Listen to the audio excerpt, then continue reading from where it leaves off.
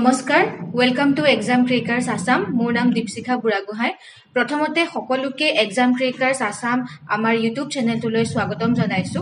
আৰু আজি আমাৰ অতিথি হিচাপে আছে সদ্যঘোষিত APSC combined competitive এক্সামত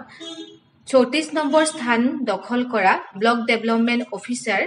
Nabajit Barman আজি তেখেতৰ লগত কথা পাতিম প্ৰথমতে মই আপোনাক আমাৰ চেনেলটোলৈ স্বাগতম জনাইছো থ্যাংক ইউ সো প্ৰথমতে আপোনাৰ পৰা জানিম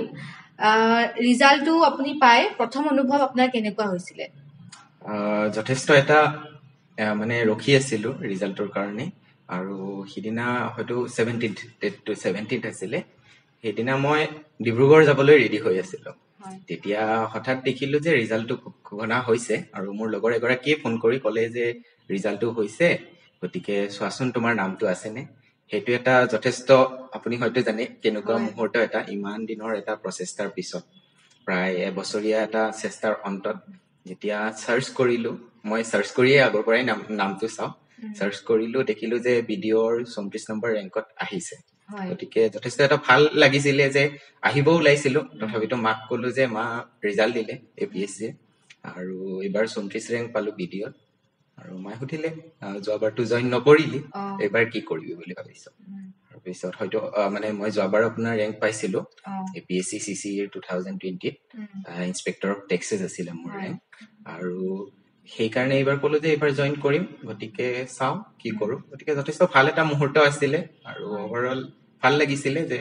আকৌ সেকেন্ড টাইমৰ কাৰণে কোৱালিফাই কৰিব পাৰিছিলো নৱজিৎ বৰ্মন তেখেতে 2020 চনৰ যোনটো এপিএসসি সিসি এক্সাম আছিল তাতো তেখেতে ইন্সপেক্টৰ অফ টেক্স হিচাপে তেওঁ কিমান নম্বৰ ৰেংক আছিল আপোনাৰ 12 নম্বৰ ৰেংকত ইন্সপেক্টৰ অফ টেক্স হিচাপে তেখেতে পাইছিলে সিলেক্ট হৈছিলে কিন্তু তেখেতে হেতু সময়ত এটা বেলেগ গভৰ্ণমেন্ট জব কৰি আছিল জবটো হৈছে আপোনাৰ এসিস্ট্যান্ট ডেভেলপমেন্ট অফিচাৰ হিচাপে কাম কৰি আছিল তো হেতু জব তেখেতে এৰি দিয়া নাই আৰু ইন্সপেক্টৰ অফ টেক্সেছ হিচাপে তেওঁ জইন নকৰিলে আকৌ এপিএসসি সিসি 2022 চনৰ কাৰণে তেখেতে প্ৰিপাৰেচন ষ্টাৰ্ট কৰিলে সো জাৰ্নিটো বহুত ইন্টাৰেষ্টিং হয় সো জানিবৰ কাৰণে বিচাৰিম যে আপুনি কিয় আগৰ পৰা জইন নকৰিলে আৰু সেই আগৰ জবটো এসিস্ট্যান্ট ডেভেলপমেন্ট অফিচাৰ হিচাপে হেতু কিয় কন্টিনিউ ৰাখিলে প্ৰথমতে হেতু জানিব বিচাৰিম যেহেতু আপুনি হয়তো জানে যে মানে এপিএসসি সিসি পৰীক্ষাটো যদিও পাতে তাতে দুটা ক্লাছৰ জব থাকে ক্লাছ 1 এণ্ড ক্লাছ 2 আৰু ইন্সপেক্টৰ অফ টেক্সেছ যেটো আছিল হেতু তেতিয়া ক্লাছ 2 জব আছিল আৰু মই অলৰেডি যেহেতু ক্লাছ 2 সাৰ্ভিসত অলৰেডি মোৰ around 6 to 7 months হৈ গৈছিল আকৌ মই যদি চাকৰিটো চেঞ্জ কৰিলো হয় হয়তো যিখিনি সেই 6 মাহ 7 মাহৰ যিখিনি এক্সপেৰিয়েন্স আছিল আৰু যেহেতু মোৰ ইন্সপেক্টৰ অফ টেক্সেছ মানে যেহেতু এইমুন আছিল আপুনি হয়তো জানে যে সকলোৱে পৰীক্ষা দিয়ে সদায় ওপৰৰ ৰেংকটোৰ কাৰণে গতিকে চেষ্টা ভাবিলো যে আকৌ এবাৰ এটা চেষ্টা কৰো সেই কাৰণে ভাবিলো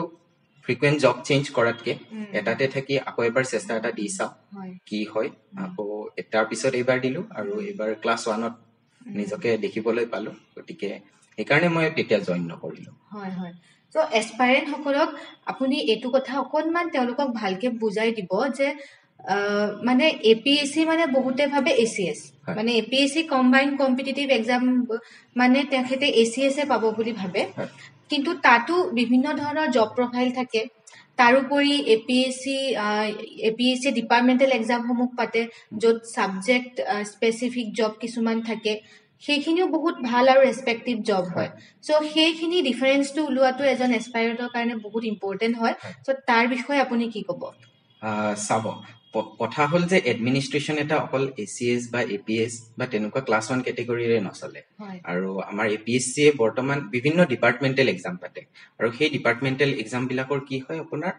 বিভিন্ন কোৱালিফিকেশন থাকে আৰু মই এসপাইৰেন্ট খিনিক ক'ব খোজো যে তেওঁলোকে নিজৰ কোৱালিফিকেশনটো চাই হয়তো কিছুমানৰ মাষ্টাৰ্ছ আছে বা তেওঁলোকৰ কিছুমানৰ বিটেক ডিগ্ৰী আছে কিছুমানৰ ডেইৰী ডেভেলপমেন্টৰ ডিগ্ৰী আছে গতিকে তেওঁলোকে সেইমতে তেওঁলোকৰ এটা প্ৰিফাৰ্ড জবো পাব পাৰে not only ACS, APS বা combined competitive যিখিনি এতিয়াটো যথেষ্টখিনি সাৰ্ভিস ইনক্লুড কৰি ললে তাৰ লগতে যদি চাব যাও বৰ্তমান যেটো CDPO আহি আছে আপকামিং CDPO বা ইন্সপেক্টৰ অফ স্কুলছৰ এটা এক্সাম আহি আছে গতিকে সেইখিনিটো যদি এসপাইৰেন্টে নিজৰ চেষ্টাখিনি ৰাখে তেওঁলোকে নিশ্চয়কৈ পাব পাৰে আৰু এপিএসসি সিসিৰ যি ধৰণে এটা প্ৰেষ্টিজ থাকে ডেফিনেটলি যিখিনি ডিপাৰ্টমেণ্টেল এক্সাম আছে ডিপাৰ্টমেণ্টেল এক্সামখিনিৰো ইকুৱেল প্ৰেষ্টিজ এটা থাকে হয় আৰু মই যিটো বৰ্তমান কৰি আছিলো এইটো APSCৰ এটা গেজেটেড পোষ্টে আছিলে ক্লাছ 2 এছিষ্টেণ্ট ডেভেলপমেণ্ট অফিচাৰ হিচাপে আছিলো গতিকে যথেষ্ট এটা ভাল পোষ্ট আৰু চেষ্টাবিলাক কৰি থাকিলে হয়তো আজি নহয় কালি ACS ৰেংকটো পাব কিন্তু তাৰ আগতে যদি তেওঁলোকে নিজৰ মানে সাৰ্ভিস এক্সপেৰিয়েন্সটো বঢ়াব খোজে দেন ডেফিনেটলি তেওঁলোকে ডিপাৰ্টমেণ্টেল যিখিনি এক্সাম আছে সেইখিনিৰ কাৰণেও নিজক এটা চেষ্টা দিব পাৰে হয় সো যিসকলৰ সেই স্পেচিফিক সাবজেক্টটো আছে তেওঁলোকে মানে বেলেগ বেলেগ এক্সামত বেলেগ বেলেগ যেহেতু সাবজেক্ট এক্সপাৰ্ট লাগে যেনেকৈ CDPOত কেইবাটাও আছে সোশিয়োলজি আপোনাৰ আছিল social work economics education so তেওঁলোকে সেই CDPO এক্সামটোৰ কাৰণেও আপোনালোকে ট্ৰাই কৰিব পাৰে আৰু যেহেতু আপুনি CDPO ইন্টাৰভিউ দিছিলে এটা ৰিটেন কোৱালিফাই কৰিছিলে সো তাৰ CDPO বিষয়ে অকমান জানিম যেহেতু বহুত এস্পাইৰেন্ট CDPO কাৰণে প্ৰিপাৰেচন কৰি আছে সো কেনেকুৱা আছিলে আপোনাৰ ওভাৰঅল CDPO মানে এক্সাম প্ৰসেসটো আৰু ইন্টাৰভিউ যোনটো এক্সপেৰিয়েন্স হয় আমি যদি চাব যাও যে CDPOটো প্ৰথম APSC হেবাৰ নেগেটিভ মাৰ্কিং ফাৰ্স্ট টাইমৰ কাৰণে আনিছিলে CDPOত আগতে APSC নেগেটিভ মাৰ্কিংৰ সিস্টেম নাছিলে গতিকে CDPOটো প্ৰথম নেগেটিভ মাৰ্কিং আনাৰ কাৰণে যথেষ্ট এটা মানে কনফিউজনৰ ক্ৰিয়েট হৈছিলে যে কিমান কাটিব কিমান মাৰ্কস কাটিব কোনটো ভুল হলে কিমান মাৰ্কস কাটিব গতিকে তথাপিতো আমি যদি চাও UPSCত অলৰেডি যেহেতু আছিলে তাৰ এক্সপেৰিয়েন্সখিনি লৈ আমি CDPO যেতিয়া এপিয়াৰ কৰিছিলো মোৰ ভাল হৈছিলে মই ৰিটেন কোৱালিফাই কৰিছিলো আৰু CDPOত যদি চাব যাও তিনিখন পেপাৰ থাকে এখন ইংলিছৰ পেপাৰ থাকে আৰু এখন আপোনাৰ যিখন জিকে থাকে আৰু এখন আপোনাৰ নিজৰ সাবজেক্ট স্পেসিফিক থাকে আৰু আপোনাৰ মেইনলি জিকেখন মোস্টলি মানুহখিনিয়ে যেহেতু প্ৰিপাৰেচনতে আছে তেওঁলোকে ইকুৱেল মাৰ্কস পায় মোস্টলি কিন্তু আপোনালোকৰ মানে যেটো নিজৰ মাৰ্কসটো অলপ আপগ্ৰেড কৰিব পৰা চান্স থাকে হেতু হৈছে নিজৰ সাবজেক্ট নহলে বা ইংলিছৰ যিখন এছে আছে around 40 নে 60 মাৰ্কস কিবা তেনেকুৱা আছিলে 50 মাৰ্কসৰ আছিলে সৰি 50 মাৰ্কসৰ আছিলে গতিকে সেইখনত যথেষ্ট ভাল এটা মাৰ্কস আনিব পাৰে গতিকে সেই স্পেসিফিক যদি নিজৰ জিকে খিনি যদি কাৰোবাৰ উইক থাকিবও পাৰে সেইটো সৰু কথা গতিকে তেওঁলোকে নিজৰ সাবজেক্ট স্পেসিফিক এতিয়া যদি CDPO যেহেতু আহি আছে তেওঁলোকে নিজৰ সাবজেক্ট স্পেসিফিক খিনি প্ৰথমতে ঠিক কৰি প্লাস ইংলিশ খিনি অলপ যদি ঠিক কৰে যথেষ্ট বেসিক ইংলিশ আহে গতিকে সেইখিনি যদি ভাল এটা মানে মাৰ্কস আনিব পাৰে দেন ডেফিনেটলি তেওঁলোকে কোৱালিফাই হ'ব হয় ইন্টাৰভিউ এক্সপেৰিয়েন্স আপোনাৰ কেনেকুৱা আছিল আমি CDPO প্ৰথমতে জানো তাৰ পাছত APSC CCও খুদিম আপোনাক CDPO ইন্টাৰভিউ এক্সপেৰিয়েন্স যথেষ্ট ডিপাৰ্টমেণ্টেল যেহেতু ডিপাৰ্টমেণ্টেল বস্তুবিলাক সদায় ডিপাৰ্টমেণ্ট ৰিলেটেড টপিকে খুঠে যেটো women and child development website আছে যিখিনি এস্পিৰেন্ট এবাৰ এক্সাম দিব তেওঁলোকে নিশ্চয়কৈ চাব লাগিব সেই ডিপাৰ্টমেণ্টে কি স্কিম লৈছে বা তেওঁলোকৰ কি মিশন আছে সেই গুটেখিনি আপোনালোকে থৰো হ'ব লাগিব কাৰণ সেই বেসিক কোৱেশ্চন খিনি খুটে ধৰক মুকে সুধিছিলে যে আপোনাৰ যিখিনি অংগনবাড়ী আছে অংগনবাড়ীত যিখিনি আপোনাৰ ধৰক গুটেখিনি হয়তো জানি যিখিনি প্ৰিপাৰেচন কৰি আছে যে অংগনবাড়ীত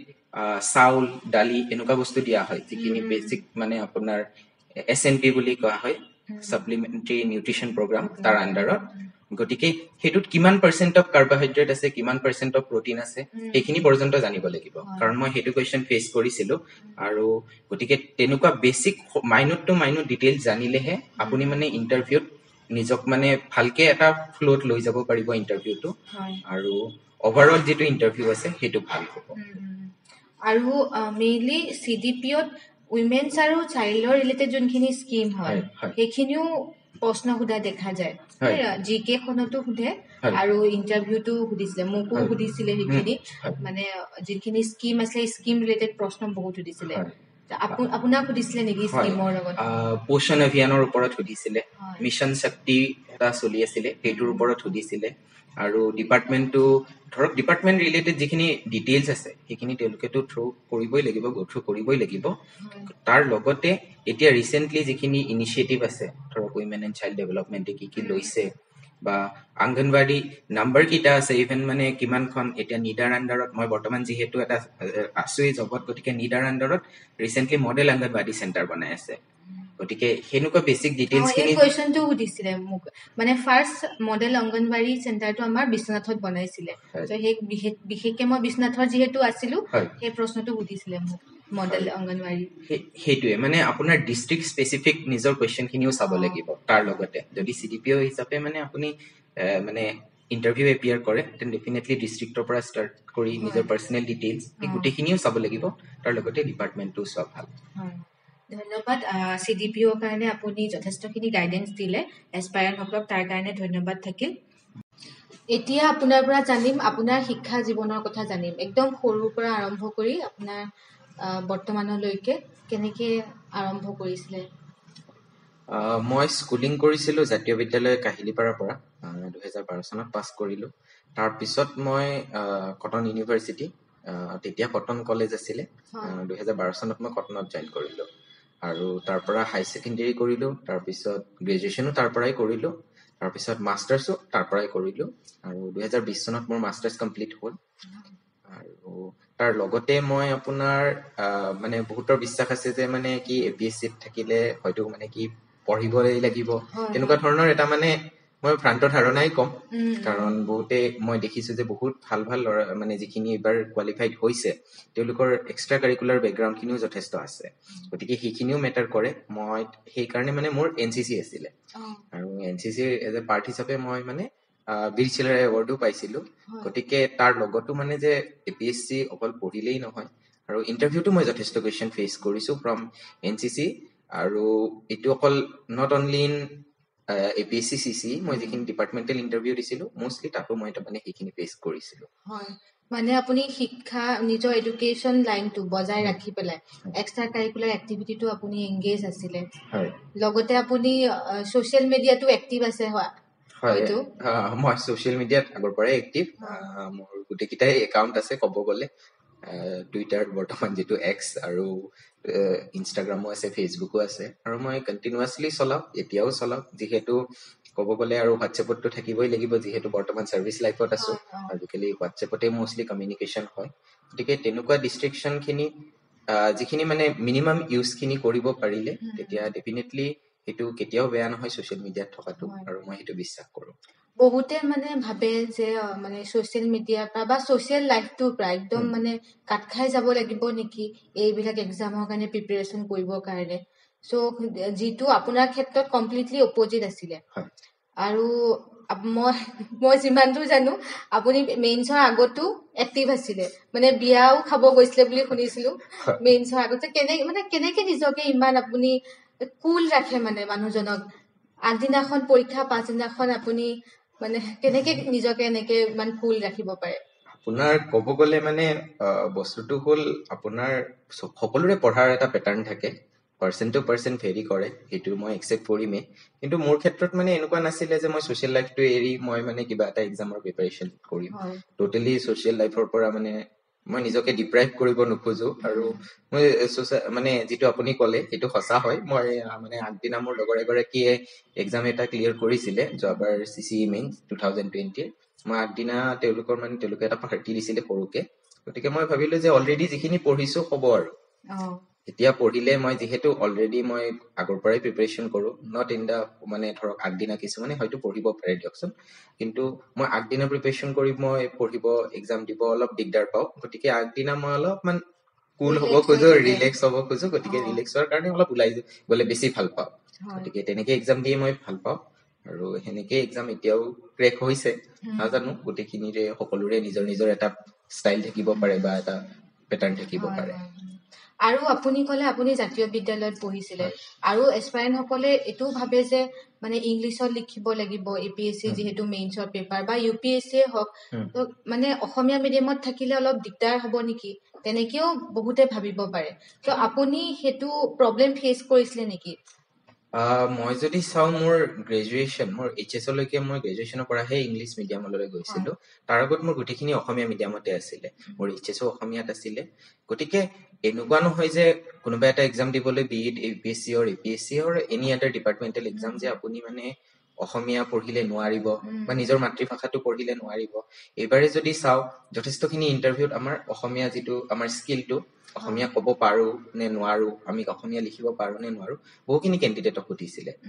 আৰু মই বিশ্বাস কৰো যে অসমীয়া কেতিয়াও মানে এনেকুৱা হ'ব নোৱাৰে যে অসমীয়াৰ কাৰণে আপুনি এক্সামটো কোৱালিফাই কৰিব নোৱাৰিলে কাৰণ আপুনি অসমীয়াত লিখিছিলে এইবাৰ যথেষ্টখিনি মই যিখিনি নাম মই বহুতখিনি পাইছো যে তেওঁলোকে অসমীয়াত লিখিও এবাৰ কোৱালিফাই কৰিছে যিখিনি প্ৰব্লেম হৈছে ধৰক ইংৰাজীত লিখিলেতো ভালেই, কিন্তু অসমীয়াত যদি তেওঁলোকে লিখিব খুজিছে এতিয়াতো অসমীয়াটো অপশ্যন আহিলে, গতিকে তেওঁলোকে অসমীয়াটো ধুনীয়াকে লিখি কোৱালিফাই কৰিব পাৰিব। গতিকে মিডিয়াম কেতিয়াও মানে সেইটো বস্তু হেঙাৰ হ'ব নোৱাৰে। মানে মেইনলি আৰু বস্তুটোৰ ওপৰত নলেজটো, যদি নলেজটো আছে আপুনি যিকোনো লেংগুৱেজতে অকণমান স্কিল থাকিলে লিখিব পাৰিবই। আৰু মানে আপোনাৰ যিহেতু আমি এক্সামটো APSCৰ দিছো, কোনো লিটাৰী এক্সাম দিয়া নাই, গতিকে তাত আপোনাৰ হয়তো ইজ ৱাজ এইবিলাক মাইনৰ ভুল কিছুমান হ'ব পাৰে, গতিকে সেইবিলাক বেছি মানে যিটো কণ্টেন্ট আছে, কণ্টেন্টৰ ওপৰত যদি তেওঁলোকৰ দখল থাকে দেন ডেফিনেটলি তেওঁলোকে কোৱালিফাই কৰিব। এনেকুৱা কোনো কথা নাই যে মানে কণ্টেন্ট নহলে কিন্তু অলপ প্ৰব্লেম হয়, কণ্টেন্ট থাকিলে দেন ডেফিনেটলি আৰু তেওঁলোকে পাছ কৰিব। তো এতিয়া আপোনাৰ পৰা জানিম APSC কাৰণে প্ৰিপাৰেচনৰ যিটো যাত্ৰা হয় বা আপুনি UPSC কাৰণেও নিজকে প্ৰিপেয়াৰ কৰি আছে, চ' এই যাত্ৰাটো আৰম্ভণি কেনেকে হৈছিলে? মই স্কুল ডেইজৰ পৰাই তেনেকুৱা কোনো স্পেচিফিক কিছুমানৰ ৰোল মডেল থাকে, মোৰ কোনো ৰোল মডেল নাছিলে, কিন্তু যেতিয়াৰ পৰাই নামটো শুনিছিলো IAS বা ACS মানে এটা বেলেগ এটা আকৰ্ষণ আছিলে। গতিকে মই যেতিয়া HSLC পাছ কৰিলো লগে লগে মোক বহুতে ক'লে যে চায়েন্স ষ্ট্ৰীমত যা, কিন্তু মই যিহেতু নিজে মই প্ৰিপেয়াৰ আছিলো যে মই যিহেতু চিভিলতেই যাম, চিভিল চাৰ্ভিচেই কৰিম, গতিকে মই আৰ্টছ ললো, আৰ্টছ লৈ ইকনমিক্স পঢ়িলো, গতিকে মই সেনেকে প্ৰিপাৰেচনটো আৰম্ভ কৰিছিলো। আৰু যিখিনি বেচিক চাবজেক্ট আছিলে, এতিয়াও এক্সপেৰিয়েন্সখিনিয়ে গমেই পায় যে আমি ক্লাছ 6 to 12ৰ যিখিনি বেচিক ধৰক NCERT আছে সেইখিনিয়ে পঢ়িব লাগে। গতিকে সেই বেচিক NCERTত যদি তেওঁলোকে নিজৰ বেছটো বনাই লয় তেতিয়াৰ পৰাই, আৰু সেইখিনি যদি অলপমান এতিয়াৰ পৰাই পঢ়িব আৰম্ভ কৰে, যিখিনি নতুনকে এতিয়া ধৰক আৰম্ভ কৰিম বুলি ভাবিছে এইবাৰ ধৰক অহাবাৰৰ কাৰণে, গতিকে সেই বেচিক বস্তুখিনিত যদি তেওঁলোকে নিজৰ বেছটো বনায় দেন ডেফিনেটলি আপোনাৰ মানে যিখিনি BSc একদম বেচিক কুৱেশ্যন সোধে, ধৰক প্ৰিচিপিটেশ্যনৰ ওপৰত সুধিব বা আপোনাৰ লেণ্ডশ্লাইডৰ ওপৰত সুধিব, গতিকে সেইবিলাক আমি ক্লাছ 6-7 এনেকুৱা জিঅ'গ্ৰাফি কিতাপত পাওঁ, গতিকে তেওঁলোকে তাৰ পৰাই মানে নিজৰ বেছটো বনাব পাৰে। আৰু আপোনাৰ ফ্ৰেণ্ড চাৰ্কুলটোৰ কথা জানিম, মানে যিহেতু আপুনি কটনত পঢ়িছিলে, কটনৰ এটা ফ্ৰেণ্ড চাৰ্কুল থাকে, চ' সেই প্ৰিপাৰেচনৰ যাত্ৰাত আপোনাৰ বন্ধুখিনিয়ে কেনেকে ধৰণৰ সহায় কৰিছিলে বা বন্ধুৰ লগতে কেনেকে প্ৰিপাৰেচনটো আগবঢ়াই নিব পাৰি?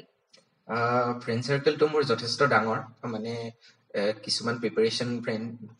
মানে গ্ৰুপৰ ফ্ৰেণ্ড থাকে, কিছুমান অলৰেডি চিলেক্টেড চাৰ্ভিচেছৰ গ্ৰুপৰ ফ্ৰেণ্ড থাকে, গতিকে দুটা ফ্ৰেণ্ডছে মোক সহায় কৰিছে। যিখিনি অলৰেডি চিলেক্টেড আছিলে তেওঁলোকে মোক কয় যে ধৰক যোৱাবাৰ হয়তো মোৰ এইটো লিখোতে এটা ঠিক নহ'ল, এইবাৰ হয়তো এনেকে লিখি চাচোন, মই নিজে এনেকে ট্ৰাই কৰিছিলো, মোৰ অলপ ভাল মাৰ্কছ আহিছিলে, তো কি ঠিক পাব পাৰো বেটাৰ মাৰ্কছ এটা। আৰু যিখিনি প্ৰিপাৰেচনৰ টাইমৰ ফ্ৰেণ্ড চাৰ্কেল আছে তেওঁলোকে মষ্টলি মানে মোক হেল্প কৰিছিলে। আৰু মই যিহেতু জবত আছিলো ইমান সময় নাছিলে, কাৰণ মই বৰ্তমান ডিব্ৰুগড়ত পষ্টেড আৰু মোৰ ঘৰ গুৱাহাটীত, গতিকে মোৰ ঘৰৰ পেৰেণ্টছো গৈ মোক হেল্প কৰিব নোৱাৰে, যথেষ্ট এটা ডিষ্টেঞ্চ এটা, গতিকে মই নিজে ৰান্ধি বাঢ়ি খাই তাৰ পিছত প্ৰিপাৰেচনটো যথেষ্ট কষ্টকৰ হয়। কিন্তু সেই সময়ত সেই ফ্ৰেণ্ড চাৰ্কেলে মোক যথেষ্টখিনি হেল্প কৰিছিল। ধৰক আজি কি নিউজত আহিছে সেইখিনি তেওঁলোকে আপডেট কৰি দিয়ে, তেওঁলোকে কয় যে আজি এইটো নিউজত আছে, হয়তো আমাৰ মেইনছত এইটো কুৱেশ্যন সুধিবও পাৰে, গতিকে আমি অলপ পঢ়ি লওঁ। গতিকে যিখিনি মানে আমি বেচিক বস্তু আৰু ইম্পৰ্টেণ্ট বস্তু, গতিকে কোৱাই হয় যে নিউজ পেপাৰত গোটেইখিনি আপোনাৰ এক্সাম অৰিয়েণ্টেড বা এক্সাম ৰিলেটেড নাহে, এই বেচিক বস্তুখিনি ওলোৱাত সেই ফ্ৰেণ্ড চাৰ্কেলখিনিয়ে কিন্তু যথেষ্ট আপোনাক হেল্প কৰিব। যিহেতু আপুনি কৰ্মৰত আছিলে, আপুনি এজন ৱৰ্কিং প্ৰফেচনেল হয়, আৰু বহুত এস্পাইৰেণ্ট আমাৰ বিভিন্ন জবতো কাম কৰি থাকে, চ' সেই জবটোৰ লগত কণ্টিনিউ ৰাখি কেনেকে মানে প্ৰিপাৰেচনটো কৰিব পাৰি। আৰু লগতে আপুনি কেইবাটাও এক্সাম কোৱালিফাই কৰিছে, কাৰণ এই APSC জাৰ্ণিটো আপোনাৰ বহুত দিনৰ আগৰ পৰা চলি আছে, চ' আপুনি নিজকে এটা জব পোৱাৰ পাছতো কেনেকে নিজকে মটিভেট ৰাখিছিলে মানে নেক্সট জবটোৰ কাৰণে আকৌ প্ৰিপাৰেচন কৰিবৰ কাৰণে? মই ভাবো যে মানে গ'ল এটাই হ'ব লাগে, মানে যদি আমি এটা আল্টিমেট গ'ল এটা ধৰি লওঁ দেন ডেফিনেটলি আমাৰ স্বামী বিবেকানন্দই কৈছিলে যে যেতিয়ালৈকে নিজৰ লক্ষ্যত উপনীত নোহোৱা তেতিয়ালৈকে চেষ্টা কৰি যোৱা, লাগিলে দৌৰি যোৱা বা আপোনাৰ খোজকাঢ়িয়ে যোৱা, মুঠতে কিন্তু সেই লক্ষ্যত উপনীত হ'বলৈ চেষ্টা কৰা। গতিকে মই তেনেকে বৰ্তমানো প্ৰচেষ্টা চলাই আছো। আৰু ক'বলৈ গ'লে মানে জবৰ লগত অলৰেডি কৈছো যে যথেষ্ট কষ্ট হয়, কষ্টটো হ'বই, সৰু কথা। আৰু এনেকুৱা কোনো মানুহ নাই যে আপোনাৰ প্ৰিপাৰেচন কৰিছে উইদাউট এনি মানে ধৰক কষ্ট নোপোৱাকে, গোটেইখিনিৰে নিজৰ নিজৰ চেলেঞ্জেছ থাকে। গতিকে সেই সময়ত আপুনি নিজৰ মটিভেশ্যনটো ৰাখিব লাগিব যে মই ধৰক এতিয়া জবত থাকিলে এনেকুৱা হয় কিছুমান বস্তু কেতিয়াবা এনেকুৱা আহে যে আপোনাৰ ধৰক সাবঅৰ্ডিনেট আপুনি যেতিয়া কোনোবা এটা অফিচত সাবঅৰ্ডিনেট থাকে কাৰণ আমি যদি চাওঁ এপিএসসিৰ মোষ্টলি ডিপাৰ্টমেণ্ট যিবিলাক জব দিয়ে এটা অফিচ হোল্ড কৰে গতিকে আপুনি সাবঅৰ্ডিনেট থাকি সেই বস্তুটো যদি আপুনি নিজে হাতেদি কৰিব পাৰে ডিসিশন মেকিংত যদি আপোনাৰ নিজৰ এটা সে থাকে দেন ডেফিনেটলি সেই বস্তুটোৱে ইনস্পায়াৰ মোক যথেষ্ট কৰিছিলে আৰু যিহেতু মই ডিসি অফিচত বহিছিলো ডিসি ছাৰৰ যিটো ধৰক ডিসিশন মেকিংত পাৱাৰ সেই বস্তুটোৱে মোক যথেষ্ট অনুপ্ৰাণিত কৰিছিলে যে মই আকৌ এবাৰ ভালকে দিম যেহেতু মোৰ বয়স আছে সময় আছে মই পঢ়িব পাৰিম আৰু সেইখিনি সামৰ্থ্য আছে গতিকে সেইখিনি বেচিছতে মই নিজৰ প্ৰচেষ্টাটো চলাই গৈছিলো আৰু জবত থাকিলে এইটো এটা ভাল হয় মই ভাবো যে মানে পজিটিভে হয় বহুতে কয় যে ধৰক জবত থাকিলে পাছ কৰিব নোৱাৰি এইবাৰ যদি চাই এপিএসসি সিসি এৰ আপোনাৰ কোনোবা এখন পেপাৰত আহিছিলে যেটো ডিস্ট্ৰিক্ট এডমিনিষ্ট্ৰেশ্যনৰ যেটো সিস্টেমটো চেঞ্জ কৰাৰ ওপৰত মানে নতুন যেটো এডমিনিষ্ট্ৰেটিভ ষ্ট্ৰাকচাৰ আনিছে গতিকে মই যেহেতু ডিসি অফিচৰ এটা মানে ব্ৰাঞ্চত আছিলো গতিকে সেই বস্তুটোত মোক যথেষ্ট হেল্প হৈছিলে তাত মই কন্টেন্টটো আছিলে আৰু সেই নিজৰ এক্সপেৰিয়েন্স লিখিব নিজৰ এক্সপেৰিয়েন্স বেচিছত কাৰণ সেইটো ৰিসেন্ট নিউজ আছিলে আৰু বহুতখিনিয়ে পঢ়িব পৰা নাছিলে কাৰণ কোৱেশ্চন বিলাক এনেকে সুধিছিলে যে অলপ কনফিউজন এবাৰ যেহেতু আপুনি মেইনছৰ পেপাৰ হয়তো চাইছে যথেষ্টখিনি মানে আপোনাৰ কোৱেশ্চন বিলাক মোষ্টলি আপোনাৰ মানে এনালাইটিকেল আছিলে not in the sense of মানে কোনোবা ধৰক স্পেসিফিক টপিক ৰিলেটেড নহয় এই ইনডাইৰেক্ট খিনি কোৱেশ্চন খিনি আপুনি যদি সাৰ্ভিসত থাকে দেন আপুনি মানে বেছি ইজিলি টেকেল কৰিব পাৰে মই সেইখিনি সুবিধা পাইছিলো আৰু গতিকে মই ভাবো যে জবৰ লগত থাকিও ইজিলি আপুনি প্ৰিপাৰেচন কৰিব পাৰে খালি নিজৰ মোটিভেশনটো বনাই ৰাখিব আৰু নিজৰ যিখিনি মানে লক্ষ্যটো আছে সেইটো পাহৰি নাযায় এতিয়া আমি আপোনাৰ পৰা জানিম এপিএসসি যোনটো পৰীক্ষা হয় প্ৰিলিমছ মেইনছ আৰু ইন্টাৰভিউ সো কি আপুনি কিতাপ ফলো কৰিছিলে বা কেনেকে আপোনাৰ ৰুটিনটো কেনেকুৱা ধৰণৰ আছিলে সো প্ৰথমতে প্ৰিলিমছৰ পৰা আৰম্ভ কৰো কেনেকে প্ৰিপাৰেচন কৰিছিলে প্ৰিলিমছত ক'ব গ'লে মানে আগতে এটা সিস্টেম আছিলে APS-C most of the question repeat কৰিছিলে আৰু ৰিসেন্ট যিখন এপিএসসি সিসিএ পেপাৰ হৈছে এইখনত যদি চাও কিন্তু কোৱেশ্চন হাৰ্ডলি ৰিপিট হৈছে এটো যথেষ্ট নতুন কোৱেশ্চন আছিলে আৰু কোৱেশ্চন বিলাক ইউপিএসসি ষ্টাইলত আহিছিলে যেহেতু যিখিনি মানে ইউপিএসসি প্ৰিপাৰেচন কৰি আছে তেওঁলোকৰ কাৰণে যথেষ্ট সুবিধা হৈছিলে কিন্তু আমাৰ যেটো ওৱান লাইনাৰ কোৱেশ্চন যিখিনি প্ৰিপেয়াৰ কৰি গৈছিলে হয়তো তেওঁলোকে কোৱালিফাই কৰিব নোৱাৰিলে এবাৰ হেতু কাৰণে আৰু যথেষ্ট আপুনি যদি গম পায় কাট অফো যথেষ্ট কমি গৈছিলে সেই কাৰণে হয়তো পোষ্ট বেছি আছিল সেই কাৰণে কমিব পাৰে বাট পেপাৰখনো আলটিমেটলি টাফ আছিল গতিকে তাৰ কাৰণে মই ভাবো যে যেটো মই কলো যে ক্লাছ 6 to 12 ৰ বেসিক এনসিইআৰটি খিনি পঢ়িলে আৰু অসমৰ যিখন পেপাৰৰ কাৰণে বা অসমৰ ৰিলেটেড টু আপোনাৰ অসমৰ যেহেতু এপিএসসি হয় গতিকে অসম ৰিলেটেড সুধিবই অসমৰ হিষ্ট্ৰি পলিটি ইকনমি সেইখিনি আমাৰ যিখিনি সেৱা মিডিয়াম আছে সেৱা মিডিয়ামৰ ষ্টুডেন্টৰ সেই কিতাপখিনি চালে আমি পোৱা যায় আৰু সেইখিনি বস্তু আপুনি যিখিনি আমাৰ প্ৰথম ফাৰ্স্ট টেষ্ট হিচাপে প্ৰিলিমছৰ কাৰণে সেইখিনি যথেষ্ট হেল্প কৰে আৰু যদি আমি প্ৰিলিমছৰ কাৰণে মই কিতাপ পঢ়া বুলি কও কিতাপ মই কলোৱে ক্লাছ 6 to 12 পঢ়িছিলো প্লাস ৰেফাৰেন্স বুক আছিলে হেতু কমন আৰু যে ইন্ডিয়ান পলিটি পঢ়িছিলো লক্ষ্মীকান্ত পঢ়িছিলো মোৰ যেহেতু ইকনমিক্স মোৰ নিজৰে বেকগ্ৰাউণ্ড আছিলে মই ইকনমিক্সত মেজৰ আছিলে গতিকে মই ইকনমিক্সৰ এনেকুৱা স্পেসিফিক বুক লোৱা নাছিলো ক্লাছ 11 12 ৰ বুকখিনিয়ে পঢ়িছিলো আৰু জিওগ্ৰাফি মই এনসিইআৰটি পঢ়িছিলো আৰু হিষ্ট্ৰিও মই এনসিইআৰটি পঢ়িছিলো তাৰ পিছৰ ফেজত যদি যাও মেইনছত আৰু মেইনছত যোৱাৰ আগতে যেটো সিসেট পেপাৰ আছে বহুতৰ হয়তো এটা ফোবিয়া আছে যে সিসেট লৈ কোৱালিফাই কৰিব নোৱাৰিব তাৰ কাৰণে আপোনাৰ যথেষ্ট ইজি অপচনটো হল আপুনি যদি কম্প্ৰিহেনশনটো বুজি পায় যথেষ্ট ইজি দিয়ে কম্প্ৰিহেনশনটো কাৰণ কম্প্ৰিহেনশনটো আপুনি যদি চাই আৰটিআই এক্টৰ কিছুমান এটা টপিক দিয়ে এবাৰ দিছিলে আৰটিআই এক্টটো আপুনি বেসিক যদি আপুনি নিজে নৰমালি কোৱেশ্চনটো প্ৰিপেয়াৰ কৰে ধৰক এনেওটো আমাৰ এথিক্সত আৰটিআই এখন যথেষ্ট ইম্পৰ্টেন্ট বা গভৰ্নেন্সত যথেষ্ট ইম্পৰ্টেন্ট গতিকে এইকিটা কোৱেশ্চন আপুনি মানে পেছেজটো নপঢ়াকে আপুনি মানে আনসাৰটো দিব পাৰে গতিকে তেনেকুৱা আছিলে আৰু প্লাস যিখিনি মেথছ আছিলে বেসিক মেথছ হয় আপোনাৰ ধৰক যিখিনি নাম্বাৰ সিৰিজ আছে এইখিনি যদি বেসিক প্ৰিপেয়াৰ কৰে আৰু হাৰ্ডলি আপোনাৰ লাগিছিলে মোষ্ট প্ৰবেবলি 66 লাগে 66 লাগে আৰু এই 66 মাৰ্কসটো কেৰি মানে লোৱা বেছি ডাঙৰ কাম নহয় কাৰণ এপিএসসিয়ে আপোনাক সেইখিনি সুবিধাই কৰি দিয়ে যে আপুনি মিনিমাম 66 পাবই তাৰ পিছত আপুনি যদি এডিশনালি পায় দেন ডেফিনেটলি আপোনাৰ কাৰণে প্লাস পইণ্ট এটা আৰু মেইনছৰ কাৰণে যদি চাও মেইনছৰ কাৰণে একেই যিখিনি এনসিইআৰটি পঢ়িছিলো তাৰ লগতে ধৰক কিছুমান গ্ৰুপ থাকে আমাৰ কিছুমান আমি যেতিয়া প্ৰিলিমছ পাছ কৰিলো মেইনছলৈকে আহিলো তেতিয়া আমি কিছুমান গ্ৰুপ ক্ৰিয়েট কৰি লৈছিলো যে আমি মেইনছ লিখিম গতিকে ডেইলি আমি 5টা টপিক বা 6টা টপিক যিকেইটা নিউজত আছে সেইকেইটা ধৰি লৈছিলো তাৰ ওপৰত নিজে কুৱেশ্যন ফ্ৰেম কৰিছিলো এনেকুৱা নহয় যে গোটেইকেইটাই আহিছে কিন্তু তাৰে পৰা হয়তো মানে কুৱেশ্যনটো আমি ফ্ৰেম কৰিব পাৰিছো বা তাৰে এটা লাইন বা কিছুমান টপিক আমি ইয়াতে ভৰাব পাৰিছো গতিকে ডেইলি আমি তেনেকে 5টা কুৱেশ্যন সদায় আনসাৰ ৰাইটিং কৰিছিলো আৰু প্ৰিলিমছ আৰু মেইনছৰ মাজত যথেষ্ট দিনৰ ডিফাৰেন্স নাছিলে এইবাৰ গতিকে দিনে যদি আমি 5টা কৰিছিলো ইভেন সানডেও কৰিছিলো মানে জব কৰিয়ে আছো কিন্তু লগতে মানে মই সদায় ট্ৰাই কৰিছিলো যে সেই 5টা কুৱেশ্যন মই যেনেকে নহওক লিখিমেই কেতিয়াবা হয়তো এটা দুটা ৰৈ যায় মই উইদিন ডেট উইক মানে সেই 5টাকে আমি যদি চাওঁ সেই 7 দিনৰ 5টা কুৱেশ্যন সেই উইকটোৰ মানে কামখিনি উইকটোতে শেষ কৰি থৈ দিওঁ গতিকে সেই বস্তুটো মানে কনসিষ্টেন্সি এটা লাগিব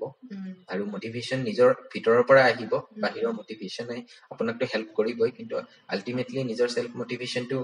মেন্ডেটৰী তাৰপিছত মেইনছটো আপোনাৰ এথিক্সত মেইনলি আপুনি যদি চাই দুটা টপিক মোষ্টলি মানে ইম্পৰ্টেণ্ট এখন হৈছে আপোনাৰ এছেখনত আপুনি ভাল মাৰ্কছ এটা কেৰি কৰিব পাৰে নেক্সট হৈছে আপোনাৰ এথিক্সত আপুনি ভাল মাৰ্কছ কেৰি কৰিব পাৰে আৰু এথিক্স আপোনাৰ একদম কনক্ৰিট হয় ধৰক ইন্টিগ্ৰিটি কি হয় তেনেকুৱা ধৰণৰ কুৱেশ্যন উঠে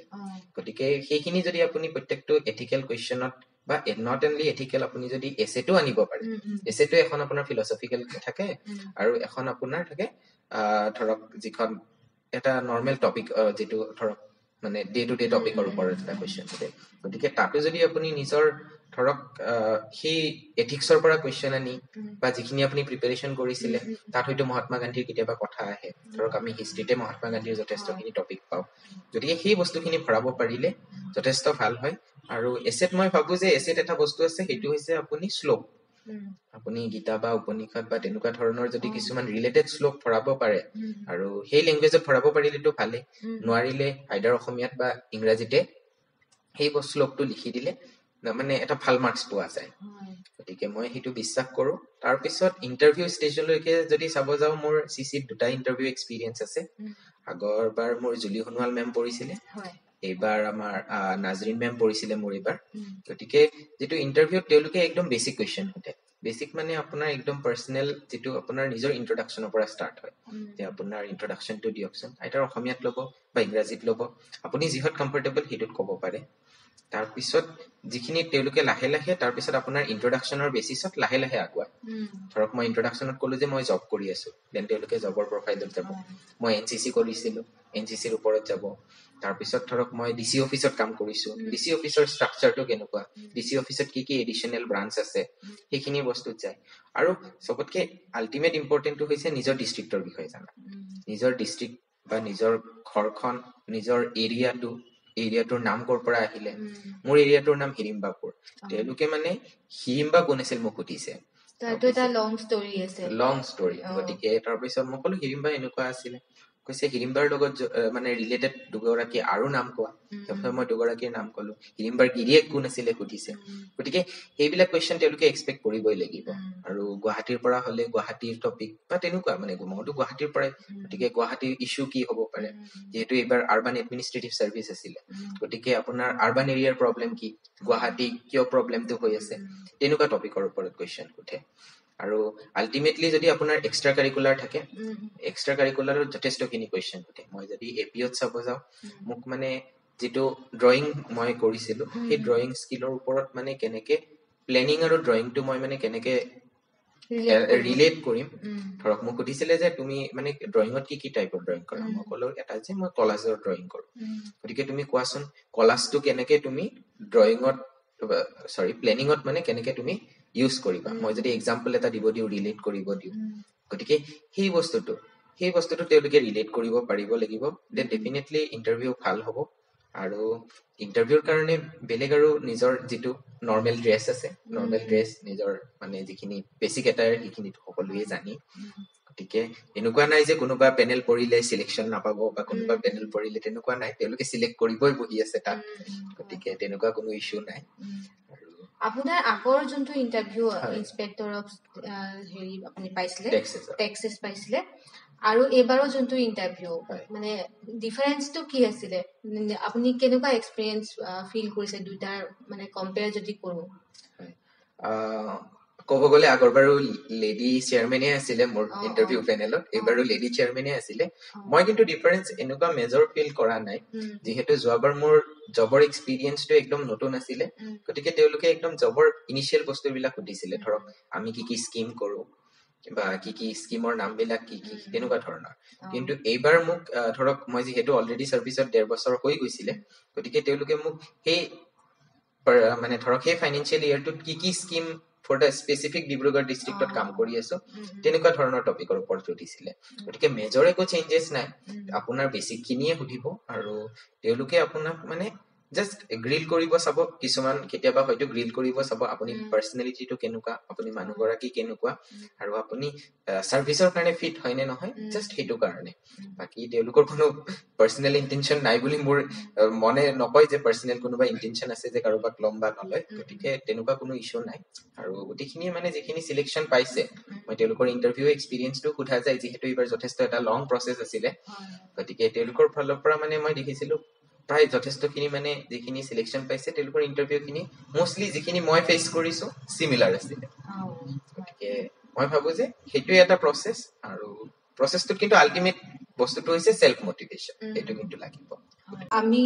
শেষত আপোনাৰ পৰা জানিব বিচাৰিম, বহুতে এবাৰ এক্সাম দিব APSC CC, চ' তেওঁলোকক উদ্দেশ্যি আপুনি দুআষাৰ ক'ব নেকি? হয়, যথেষ্ট কম দিন আছে, যিহেতু টেন্টেটিভ শিডিউলখন ওলালেই APSCৰ, গতিকে তেওঁলোকে এতিয়া প্ৰিপাৰেশ্যন কৰিয়ে আছে। গতিকে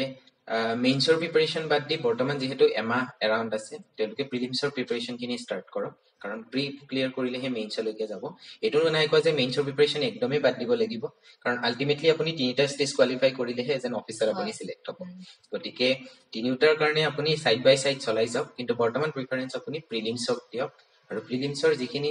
ওল্ড পেপাৰ আছে, PYQ আছে, be it UPSC or APSC, আৰু UPSCৰ অকল যে UPSC CCE চাব তেনেকুৱা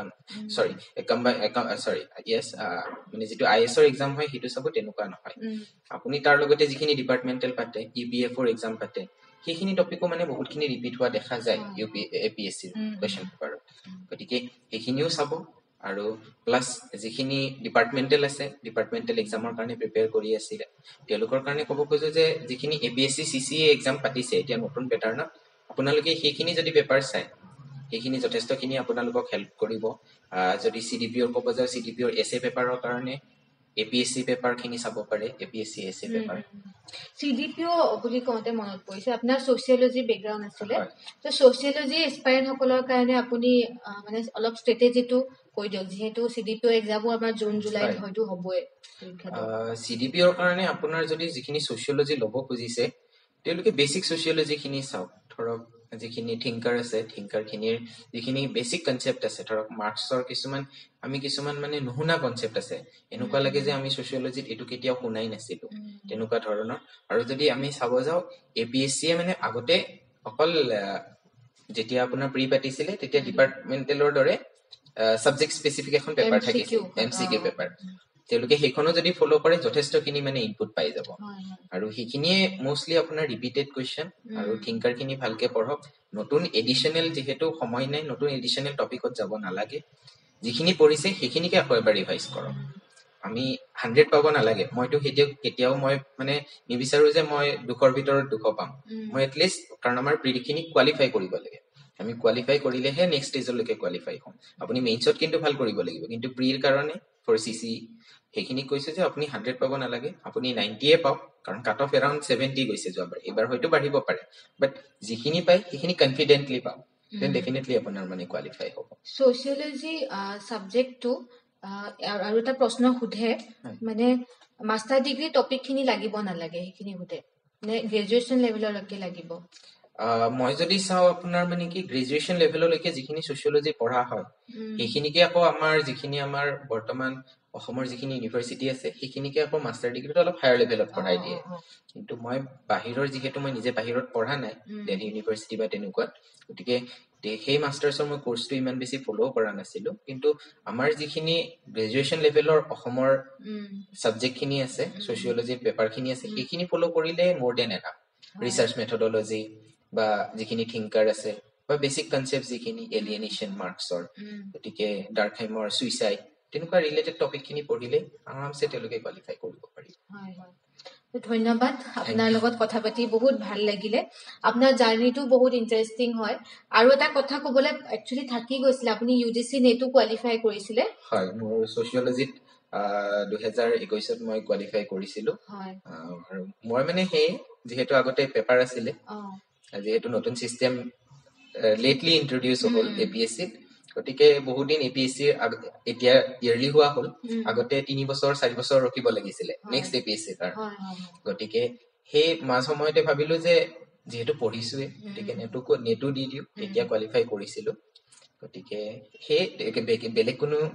একো মানে ইন্টেনচন নাছিলে যে এচিষ্টেণ্ট প্ৰফেচৰ যাম বা তেনেকুৱা। মই চিভিলতে যাম বুলি আগৰ পৰাই ইন্টেনচন, চিভিলতে যাব। আৰু এতিয়াও আপুনি UPSC প্ৰিপাৰেচন হয়তো কৰি আছে, তাৰ কাৰণে আমাৰ ফালৰ পৰা বহুত শুভেচ্ছা থাকিল। থেংক ইউ সো মাচ। ধন্যবাদ জনাইছো আপোনাক বহুত, ইমানখিনি আমাক এক্সাম পেপাৰত সময় দিয়াৰ কাৰণে। আপোনাৰ অনাগত জীৱন, আপোনাৰ যোনটো কৰ্মজীৱন ভাল হওক তাৰে আশা কৰিছো।